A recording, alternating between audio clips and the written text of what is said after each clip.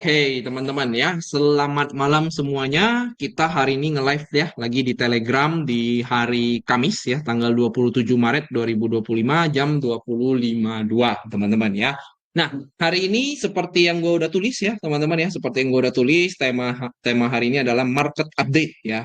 Bear, ready to in ya, the free fall. Lalu kita nanti di belakang akan membahas the free fall of hype, teman-teman ya. Karena kenapa kita ngomongin the free fall of hype, teman-teman? Karena tadi malam, teman-teman ya, tadi malam dengan sangat cukup mengejutkan gitu ya, cukup mengejutkan ada penurunan dari market gitu ya, ada penurunan dari market. Dan kalau kita lihat ternyata penyebabnya salah satunya, teman-teman ya, penyebab salah satunya adalah ya penurunan daripada si hype, teman-teman ya. Minus 16% dalam satu malam, teman-teman. Nah, itu udah lumayan rame ya tadi pagi, teman-teman ya, banyak yang bahas gitu ya, termasuk salah satunya CEO Bitget sampai dibahas sampai ngomongin lah soal possible kejatuhannya hype, teman-teman ya. Nah, makanya hari ini eh jujur nih topik hari ini cukup berat, teman-teman ya. Topik hari ini cukup berat karena gimana ya, teman-teman ya? Karena hari ini itu bukan kalau hari ini sih si apa yang namanya hype ini hyperliquid itu salah satu topik yang kalau kita bawa itu sensitif, teman-teman. Sensitif. Kenapa sensitif? Terlalu banyak yang bullish di sini, teman-teman ya. Terlalu banyak yang bullish di hyperliquid, teman-teman ya. Which is ini banyak banget yang ngomong kayak the next Binance, the next lain sebagainya gitu ya. Sampai di 30 tuh banyak ya, yang banyak yang cuma FOMO lah, 20 banyak yang akumulasi dan akhirnya sekarang hype lagi di 14 gitu ya. Dan apakah ini akan makin turun? Nah, itulah yang akan kita bahas, teman-teman ya. Dan itu nanti ya pastinya nanti gua kasih tahu disclaimer-nya apa gitu ya. Oke, sekarang sebelum kita masuk ke dalam pembahasan hype, kita akan bahas dulu market yang sedang siap-siap untuk mengalami bear ya, bearish movement lah ya, bukan bearish yang bearish banget gitu teman-teman ya, tapi bearish yang sifatnya mungkin bisa gua katakan seperti koreksi, teman-teman ya. Kenapa kita bisa ngomong seperti koreksi? Ya karena jujur li dari kemarin-kemarin ya, dari sekitar 2 minggu yang lalu ya, Bitcoin itu pelan-pelan menuju kenaikan ke atas, teman-teman ya. Jadi artinya kan ya dia udah bullish cukup lama lah, teman-teman gitu ya, udah bullish cukup lama. Dan sekarang kan kalau kita perhatikan banyak banget ya yang menggambarkan ini berada di trendline lah dan lain sebagainya, dan saat ini Bitcoin sedang tertahan cukup lama di sini ya. Jadi ada potensi di mana kita melihat mungkin area ini atau beberapa hari kebelakang ini ada distribusi nih daripada market terutama di Bitcoin, teman-teman ya. Nah, jadi kalau kita kemarin juga ada market update ya, teman-teman ya. Kita market update di sekitar 5 hari yang lalu ya, teman-teman bisa cek yang video yang ada di YouTube ya, rejection yang terhadap apakah akan lower high atau segala segala macam. Nah, di video itu masih cukup relevan, teman-teman ya. Jadi video-video tersebut gitu ya, kita lanjutkan lagi di hari ini gitu ya sebagai sebagai update-nya gitu kan. Nah, mengenai Bitcoin gitu ya, mengenai Bitcoin, gimana nih kira-kira dia akan koreksi seperti apa? Nah, tapi sebelum ngomongin Bitcoin, mungkin gue mau sedikit gue mungkin mau sedikit memberikan satu gambaran gitu ya, satu gambaran yang pernah gue share ke teman-teman semua di sini gitu ya. Nah, dulu gue pernah bikin satu hal seperti ini, teman-teman ya. Gue lupa di 18 Maret 2025 ya. Nah, gue melihat ada salah satu indeks Jepang ya, indeks Jepang yaitu Nikkei. Nah, itu masih berpotensi untuk naik dan itu sampai sekarang masih on track, teman-teman ya, masih on track. Dan yang lain juga gue ada pernah sempat kasih ke teman-teman analisis tentang Nasdaq gitu ya, US 100, lalu juga S&P 500 gitu ya. Nah, kurang lebih gambarnya seperti itu. Ya, itu di 18 Maret 2025. Nah, kalau teman-teman lihat saat ini, contoh kalau kita ngomongin market Nasdaq ya, market Nasdaq, nah itu sudah terjadi ya, teman-teman ya. Ini ini tidak gue edit ya, teman-teman ya, sama sekali tidak gue edit, dan teman-teman bisa melihat ternyata si Nasdaq sendiri ini sudah mulai terjadi ya, sudah mulai terjadi yang namanya swing high juga, teman-teman. Ya, jadi ini harus kita agak aware gitu ya, agak kita aware bisa jadi pergerakan koreksi daripada saham US gitu ya. Nasdaq ini kan adalah indeksnya saham US, teman-teman ya.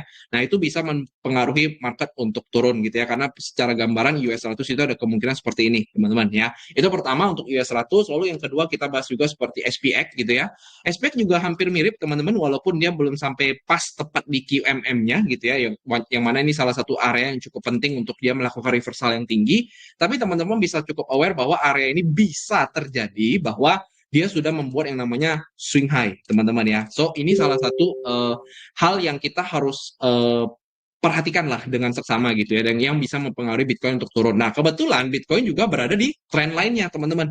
Ya, Bitcoin juga berada di tren lainnya, dan saat ini kalau kita perhatikan sideways banget di area sini, teman-teman ya, sideways banget di area sekitar 86.000. Nah, gue kemarin sempat ada kasih teman-teman juga gitu ya di Telegram gitu ya. Jadi ini buat teman-teman yang mungkin belum join di Telegram ya, yang teman-teman lagi nonton dari YouTube, teman-teman silakan join link yang lewat link yang ada di deskripsi supaya teman-teman bisa mendapatkan update-update yang cepat seperti yang gue gambarkan di mana ya, gue lupa lagi teman-teman ya. Nah, kurang lebih seperti ini ya.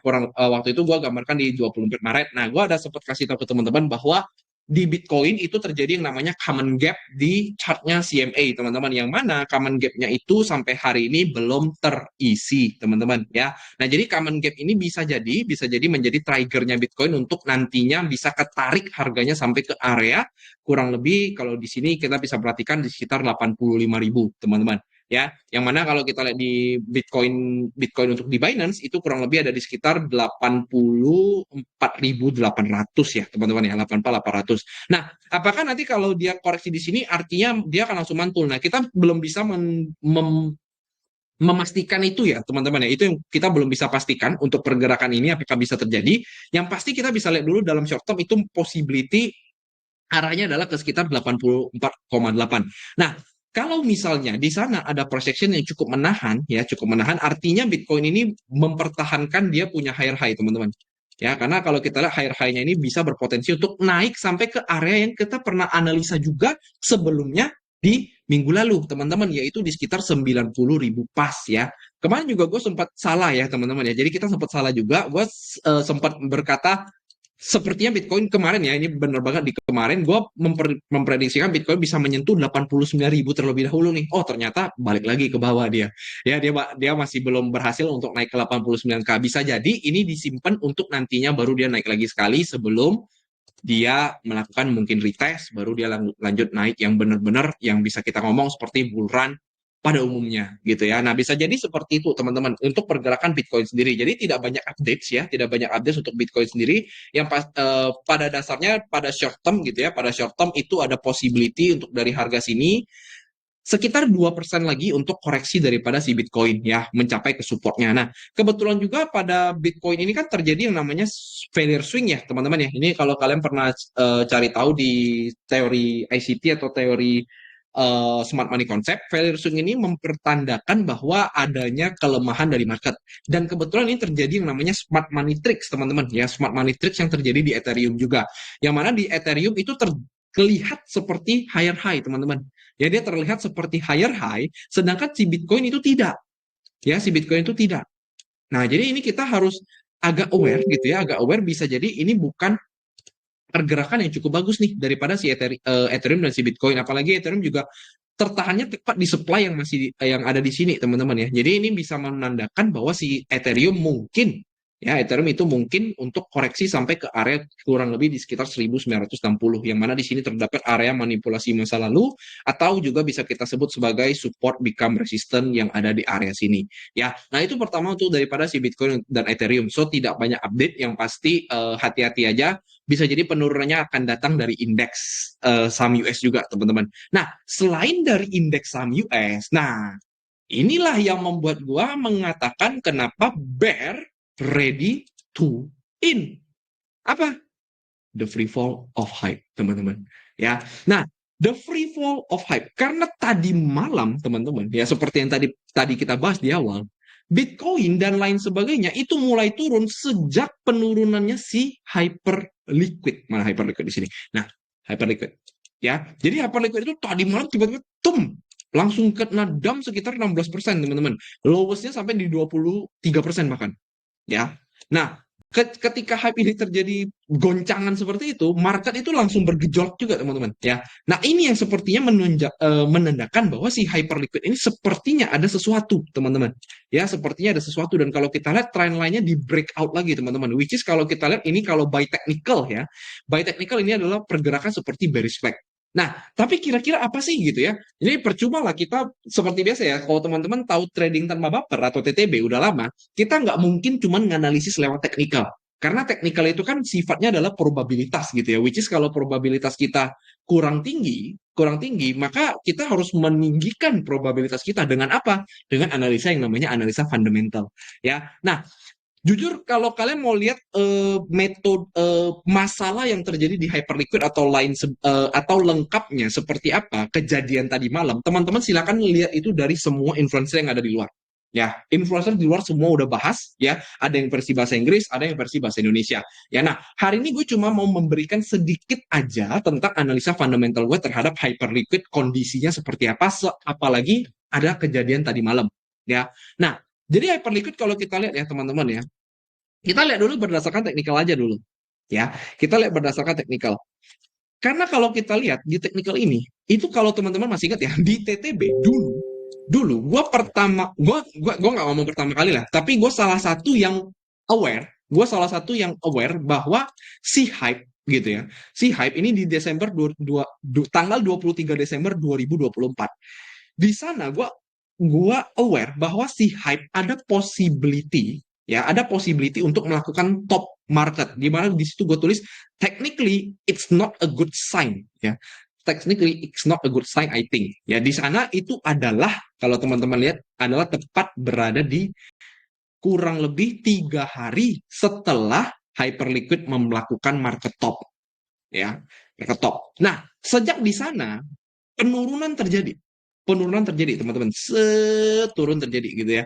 Nah, waktu itu volumenya tinggi tuh di situ ya, jadi gua anggap waktu itu kan secara volume artinya ada orang yang distribusi di sini teman-teman, ya. Ada orang yang distribusi di sini, ini logika dasar ya teman-teman ya, logika dasar. Volumenya naik tapi harga nggak naik, berarti ada yang distribusi. Lalu dia turun, begitu dia turun, nah mulai ada volume tinggi nih teman-teman, volume tinggi lalu tertahan, sideways terus teman-teman, volumenya makin lama makin tinggi, gila, keren banget nih teman-teman. Ini kalau kita di sini semua teman-teman ya pasti, dan gue juga salah satunya yang gue ngomong waktu itu di sana ya, hype ada possibility untuk bottoming. Ya, waktu itu gue bilang di si mana ya? Di Indonesia masih ada ya teman-teman ya. Nah, di 28 Januari gue bilang hype itu possibility untuk melakukan bottoming. Ya, jadi hype 28 Januari 28 Januari 2025, which is di sini. Ya. Nah, di sanalah gue bilang hype ada potensi bottoming, karena menurut gue waktu itu, oh, ini ada yang akum pasti. Ini pasti ada big money yang akum. Bener, di sana ada yang akum teman-teman. Tapi lagi-lagi ternyata dia gagal untuk breakout daripada akumulasinya. Dan dia melakukan another lower low. Lower low, lower low, lower low, lower low, lower low, lower low terus gitu ya.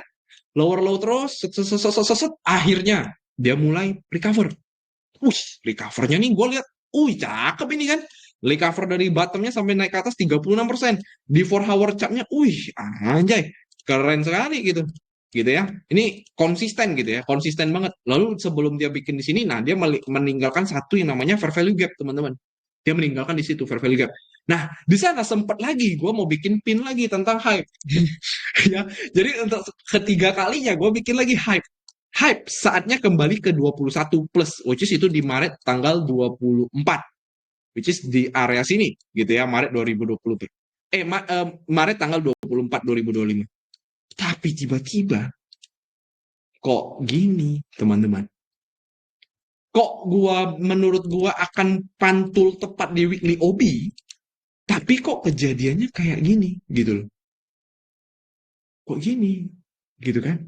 Curiga gua nih. Kenapa? Kalau teman-teman lihat, ini tuh namanya breakdown, teman-teman. By technical. Artinya apa? Hyperliquid itu sudah 2 kali berusaha untuk naik, teman-teman. 2 kali berusaha untuk reversal yang kuat, teman-teman. 2 kali berusaha, bukan berusaha, tapi terlihat teman-teman ya, bahwa ada big money yang udah mulai akumulasi kembali. Ya, tapi gagal untuk kedua kalinya, teman-teman. Ini sebelum dia turun lagi, teman-teman. Berdasarkan analisa gue ya, harusnya dia akan melakukan penurunannya. Tapi sebelum dia melakukan penurunan lagi, dan gue akan mengomongkan bahwa, oke, ini akan kemungkinan besar gagal. Ya, akan ada kemungkinan besar gagal. Apalagi tadi malam ada kejadian seperti ini. Dan kejadian di hyperliquid short squeeze ini bukan cuma satu kali, teman-teman. Kemarin, gue lupa sekitar 1 minggu lalu atau 2 minggu lalu, itu juga viral bahwa ada satu posisi di Bitcoin atau di Ethereum, teman-teman, sorry. Di Ethereum. itu juga hampir terjadi yang namanya likuidasi daripada hyperliquid lagi. Dan ini kedua kalinya terjadi tapi pakai yang namanya jelly-jelly, teman-teman. Koin yang bernama jelly-jelly. Ya, which is waktu itu jelly-jelly juga kita cukup awal juga ya, notice juga kita. Any info about jelly-jelly gitu ya. Ini di tanggal 22 Maret gitu. Tapi gue tidak sangka ternyata jelly-jelly ini berhubungan dan bahkan bisa menjatuhkan si hyperliquid. Ya, bisa menjatuhkan si hyperliquid. Nah, jadi kurang lebih seperti itu, teman-teman. Gambaran dari para technicals dan pergerakannya beberapa waktu ke belakang. Ya, nah, kurang lebih sekarang fundamentalnya gimana nih? Apalagi dengan dua kalinya terjadi short squeeze ataupun likuidasi ya, ataupun potensi likuidasi daripada hyperliquid, teman-teman. Ya, nah kita lihat secara dari DeFi lama, teman-teman. Kenapa kita lihat dari DeFi lama? Karena kita tahu Hyperliquid itu berada di sektor DEX derivatif, teman-teman ya. Jadi dia adalah decentralized exchange khusus untuk perpetual ataupun derivatif trading gitu ya, derivatif trading.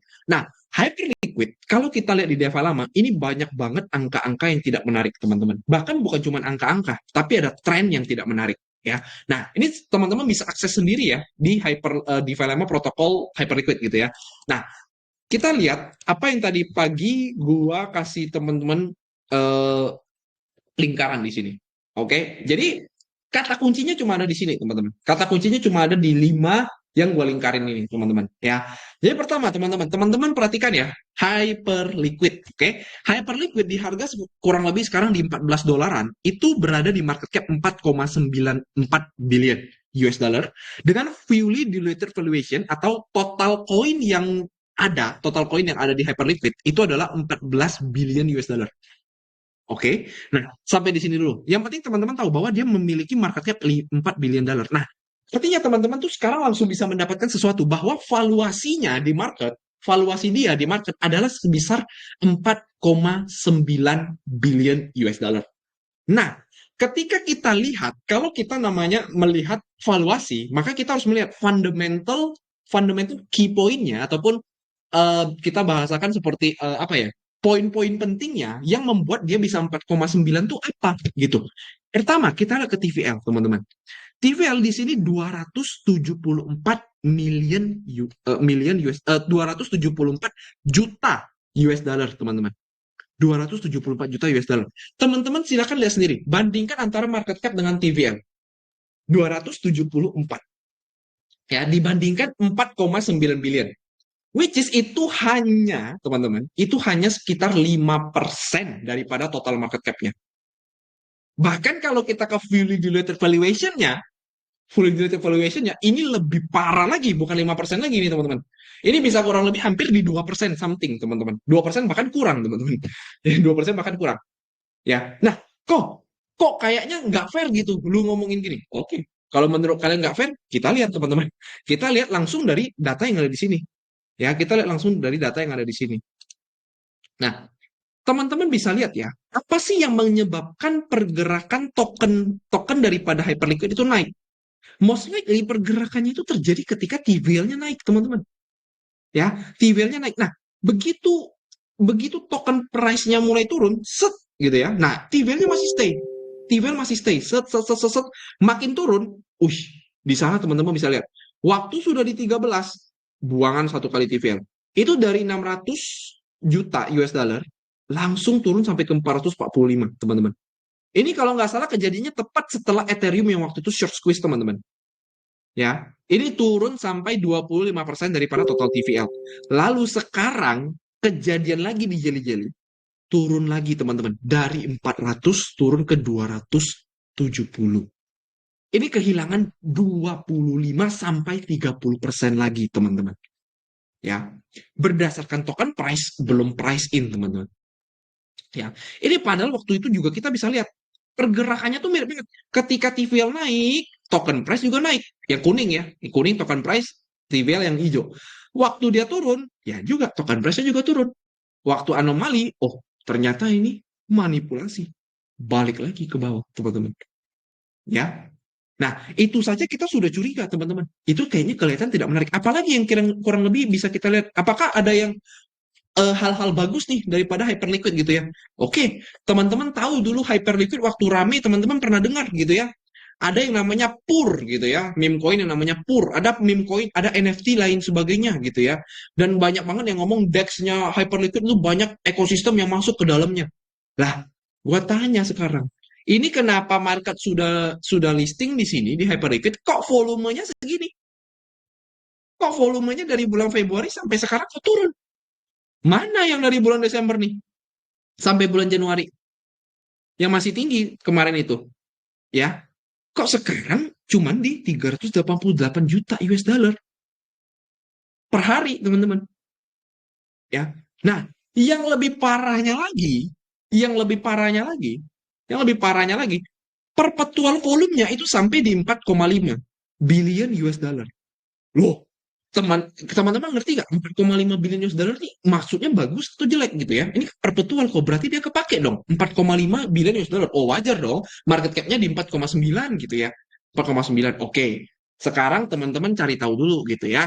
Kalian udah tahu ya harusnya apa itu yang namanya market futures gitu ya. Apa itu nama market futures. Nah, teman-teman silakan cari sendiri lah. Apa itu namanya market futures ataupun market perpetual ataupun market derivatif. Ya, market derivatif, market perpetual maupun market yang tadi kita ngomong itu sifatnya adalah ya teman-teman ya, sifatnya adalah bisnis yang kotor. Tanda kutip kotor. Kenapa bisnis yang kotor? Karena di sana itu terjadi yang namanya trader versus liquidity provider, teman-teman. Teman-teman semua yang pernah trading di forex, pernah trading di crypto futures, seharusnya teman-teman tahu bahwa ketika teman-teman untung, maka hyperliquid yang rugi. Ketika sebaliknya, kita yang rugi, hyperliquid yang untung. Ya, teman-teman ya.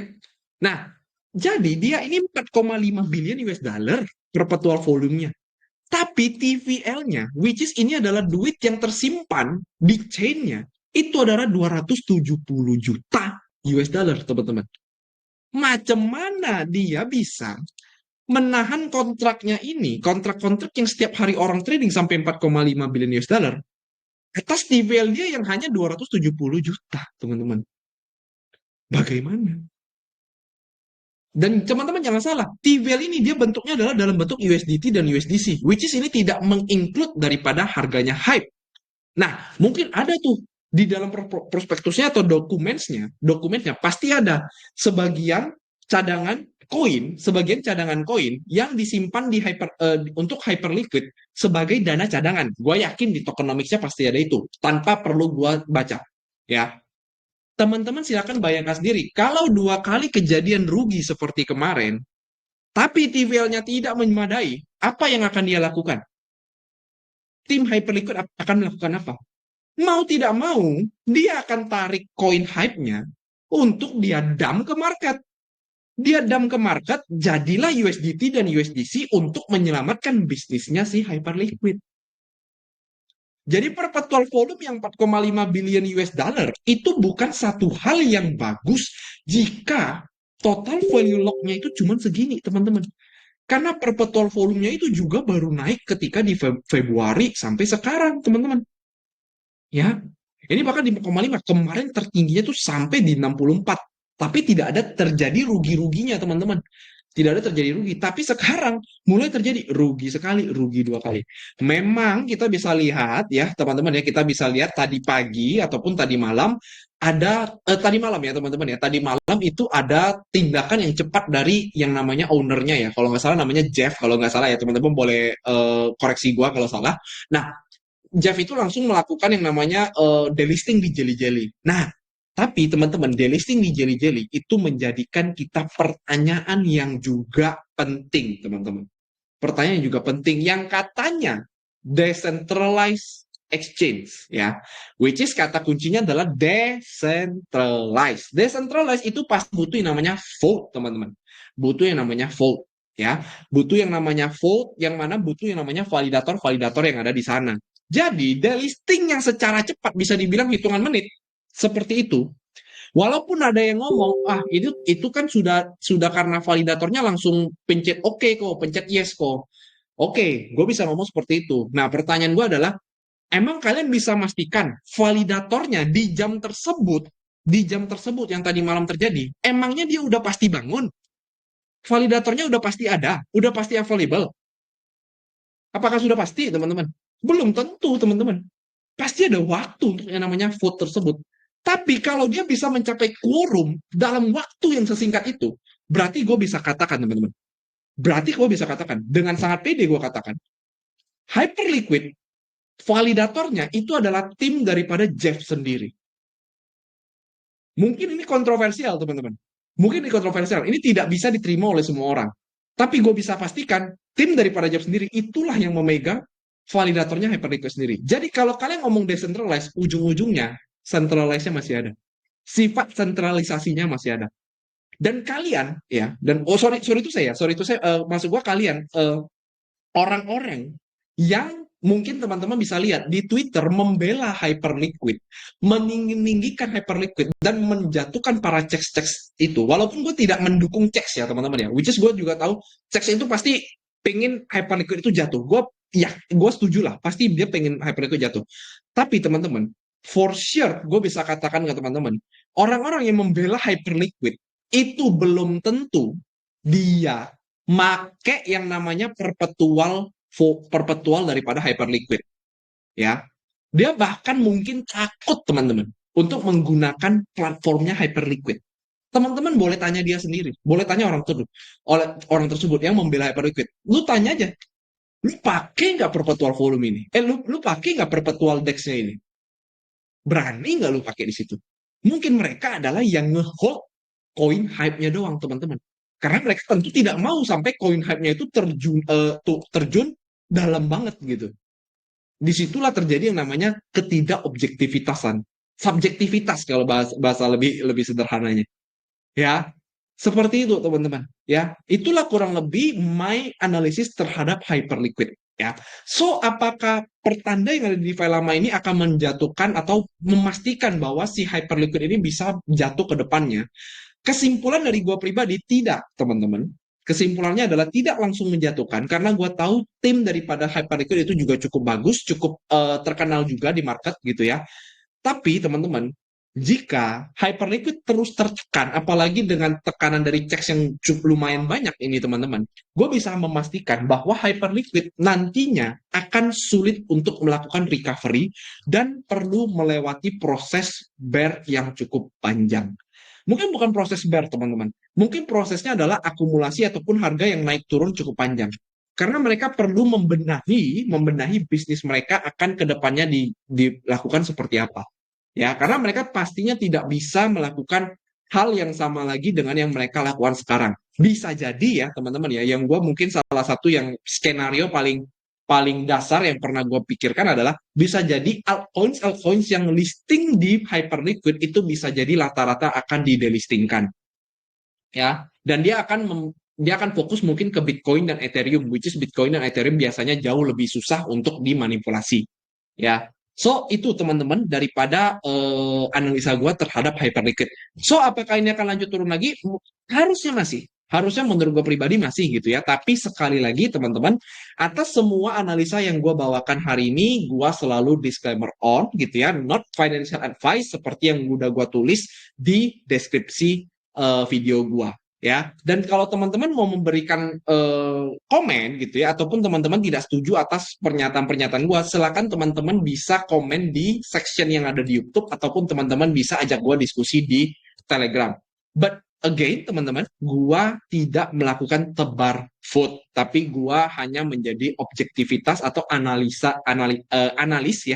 daripada pergerakan yang terjadi di market. Ya, seperti itulah kurang lebih kebiasaan daripada trading tanpa baper ya. So that's it for our live today, teman-teman ya. Semoga cukup bermanfaat. Jangan lupa teman-teman yang merasa terbantu dengan analisa-analisa seperti ini, teman-teman silakan bisa subscribe YouTube kita yang ada di @trading tanpa baper atau Vincent Chandra, dan teman-teman silakan juga bisa join ke Telegram TTB Crypto seperti yang ada di link di deskripsi. Thank you teman-teman semua. See you on the next live. Bye bye.